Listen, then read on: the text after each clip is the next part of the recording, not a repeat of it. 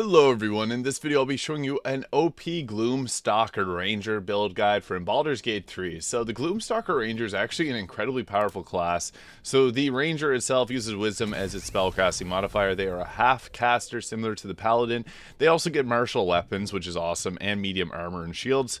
And I'll be going through the full build here, showing you some of the best options to make this class very, very powerful. So we're obviously going to take the first level Ranger here. Now, there are a couple ways we can go about doing this build. You could start as a fighter to give yourself the heavy armor proficiencies, but you can easily enough take the Ranger Knight here, which gives you a proficiency in heavy armor right off the bat. So we can literally take this and get ourselves heavy armor literally at the start of the game. For the Natural Explorer, I like the Beast Tamer early on in the game because you can cast Find Familiar without using a spell slot, and that just takes aggro from the rest of your team. So that's a really nice thing to always have active at all times. And then also, obviously, taking like the fire damage resistance and poison damage resistance is nice too, but we're going to go with that there first.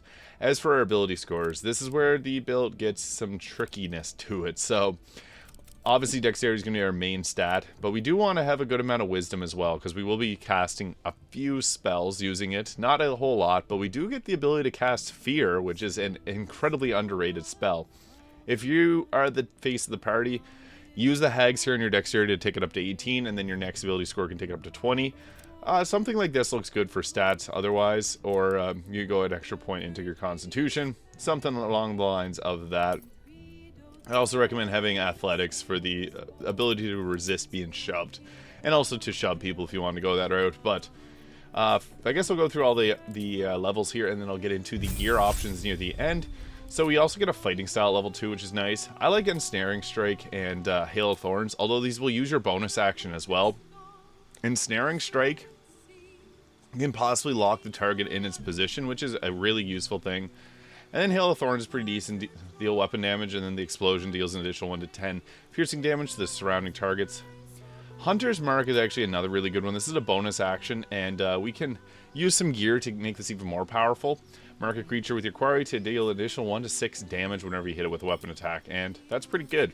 So, for our first fighting style, archery can give us an increased hit chance with our ranged weapons, and especially if you take sharpshooter, you definitely want to take archery, because it'll offset that difference. Now, I really like defense, because +1 armor class is always something that you can get benefit from. Dueling's good too if you use a shield, because you can add 2 straight up damage to your attacks. I'll be showing you a pretty decent setup overall, but once we get to level 3, this is where we get to choose our subclass. Now, I think the Longstrider is really great, but you can have someone at your camp cast this on everyone and then not even have to waste the spell slots on it, so I'd recommend doing that. Speak with Animals is great, but there's lots of Speak with Animals potions in this game. And we're going to take the Gloom Stalker. This is the strongest and the best one to multi-class, I would say. I'll be showing you a full level 12, but I'll be showing you what I would prefer to do as a multi-class for this, and a couple other multi-class ideas. So we get the Dread Ambusher. +3 to initiative is huge. Your movement speed increases by 3 meters, and you can make an attack that deals an additional 1d8 damage. We also get Superior Dark Vision up to 24 meters. That's huge if you're a class that doesn't, or a race that does not get it. We also get the Dread Ambusher Hide and Umbral Shroud.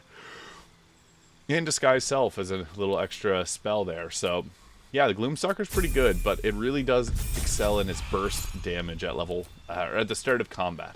Now, for our first ability score improvement, ideally you'll have taken your dexterity up to 18, and this can take it up to 20. We're just going to pretend that. I used it on strength for this character, but we'll just pretend. And then at level 5, we get our extra attack. This is a big power spike, and this is where the Ranger gets really powerful too. We also get level 2 spells, and we get Misty Step. This is a huge extra addition because we get a bonus action teleport, and Misty Step is probably one of the best spells in this game because it's super useful. I'd recommend taking Spike Growth. This is crowd control for 100 turns. This is a concentration. 2-day piercing damage, and movement speed is halved. Silence is another good one for immunity to thunder, and you can silence creatures so that they don't be able to cast spells at you. That's also a really nice one to have. At level 6, this is where we get to choose another favorite enemy, and proficiency investigation can be good. Like, some of these are not as amazing. Like, I'd probably go with the Sanctified Stalker. Proficiency in religion and can cast Sacred Flame. Not something you're going to want to use really ever, because radiant damage is okay at best. But really, whatever you want your proficiency in. Bounty Hunter can be good too. Proficiency in investigation. If you hit a creature with ensnaring strike, they have disadvantage on their saving throw, which is a good thing to have. Now, for our natural explorer, I think fire resistance is useful. Fire is one of the most common damage types that we'll find. Poison can be good too, but if you're a race that already gets poison resistance, not something you really need. And cold resistance can be good too, but if Create Water is set up, you'll still take the double damage and lose your resistance. So we'll go with fire damage, and we'll go with that. The Arsonist Oil can actually cause you some grief too, but I haven't seen the AI use it. Now we get Iron Mind. This gives us proficiency in Wisdom and Intelligence saving throws. We definitely want Wisdom saving throws because that can really throw us off, so we'll hold that. And then also at our next level, I think it's best to go with probably Silence. Pass Without Trace, though, is another good spell. This gives us plus 10 to stealth checks. And actually, that might be the best option that we got, especially if you're going with more of a stealth route, which I think is probably the best way to go about doing this. At level 8, we get the difficult terrain no longer slows us down. That's massive because there's some times where difficult terrain will completely derail you. So we're glad to take that. Now, I think that Sharpshooter is a really good choice, especially if you went with the Archer perk earlier, because this will give us a plus 10 to our damage, but a minus 5 to the attack roll. But later on in the game, you're going to be much more likely to hit your targets, so we'll go with that because the damage spike is incredible. Now, at level 9, this is when we get Fear, which is an illusion spell. Targets drop everything, become fearful. They have disadvantage on ability checks and attack rolls. Fear is great because it makes the targets drop their weapons, and then you can pick up their weapon, and then they become pretty much useless. We only get 2 level 3 spell slots, but Fear is such a great spell. I would highly recommend using it. We also get the option of Conjure Barrage. We can only pick one of these, unless we go, if you go full 12 levels of Ranger, you can take the Lightning Arrow, Conjure Barrage, and Plant Growth is really great as well. We're going to, for the purpose of this build, we're going to go 9 levels of Ranger, and I'm going to take 3 levels of the Rogue Thief to get the extra bonus action. Although you can also add in 2 levels of Fighter to get yourself the Action Surge, which is really big. For this level, I'm going to take the Lightning Arrow. After the arrow hits, smaller bolts snake out from the target and all nearby creatures. Lightning damage is huge because the Steel Watch is weak to it.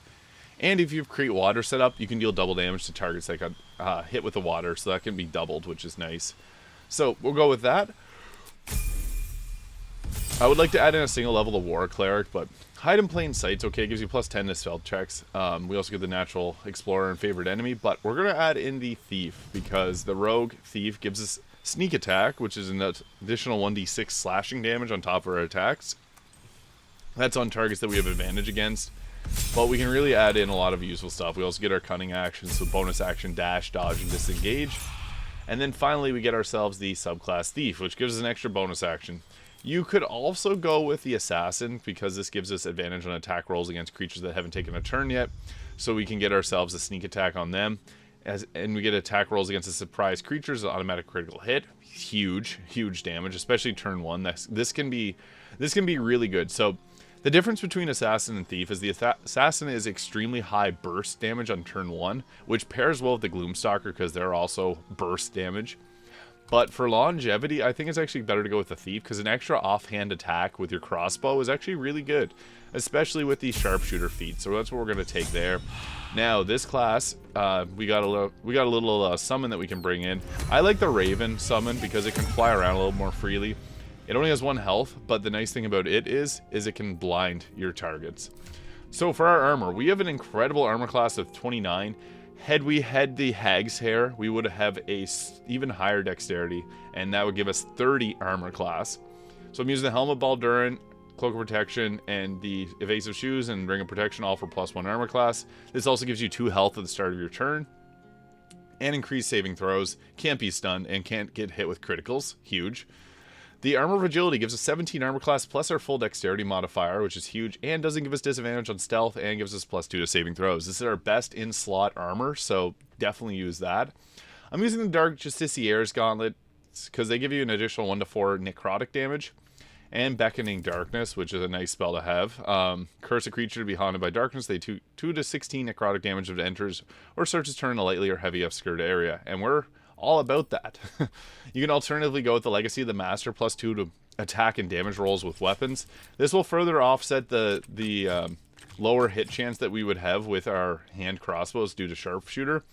Now, for our weapons, this is kind of a funny mix, but we're using the Blade of the First Blood because this gives us increased critical hit chance, which is huge. But the main hand exploit weakness that we get, creatures hit with this weapon receive vulnerability to piercing damage, which is what these do as well. So we can apply vulnerability to piercing damage and do a lot of damage with that. We also have a bonus action True Strike, which is kind of interesting because True Strike is normally an action. Gives you advantage on your next attack roll, which is kind of nice. Killer Sweetheart gives us a critical hit as we take out an enemy, so that's huge. And then I like the Amulet of Greater Health because we had to go a little lower in Constitution. This will set it to 23, giving us 145 health. So we're pretty tanky, all things considered. 30 armor class and 145 health. That's pretty good. So, yeah, we'll go with that there for our equipment. You can use some others, especially if you're earlier in the game. Makes sense. Our usual go about would be to use Hunter's Mark, because this is going to give us 1 to 6 piercing damage every time we attack. So if we get 3 attacks off, that's upwards of 18 damage. And also we could even use the Circlet of Hunting. Gives it a 1d4 bonus to attack rolls against creatures marked by Hunter's Mark, True Strike, Fairy Fire, or Guiding Bolt. So that can increase our hit chance even further, which is awesome. Now typically we want to do a bit of crowd control, so Spike Growth can be a great crowd control option, as well as Ensnaring Strike, because this can hold the target in place.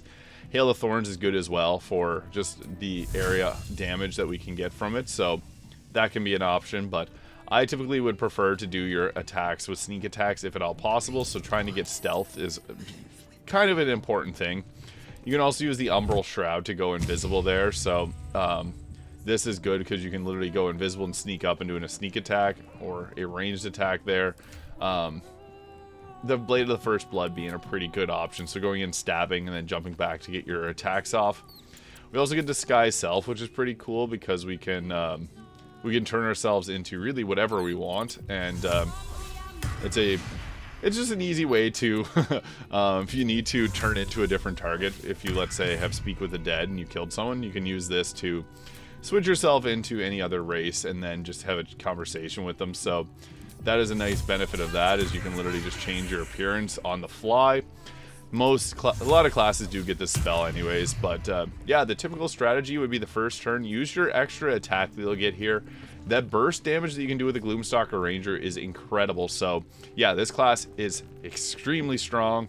You got Misty Step for mobility, good survivability. We can also wear heavy armor if we want to, but as you can see, I'll put on the best heavy armor in the game. We lose armor class with that, so it's actually best to go with the dexterity-based option like this, which can allow us to stealth. So yeah, stealth on the first turn, get in your sneak attacks, use your ranged weapon attacks, and then we also got a few other options too. So that is it for the Gloomstalker Ranger build guide in Baldur's Gate 3. Let me know if you found this video useful. If you have any questions, please leave them in the comments below. If you have requests for future build guides, also give me a shout in the comments. Thank you so much for watching, and I'll see you all in the next video.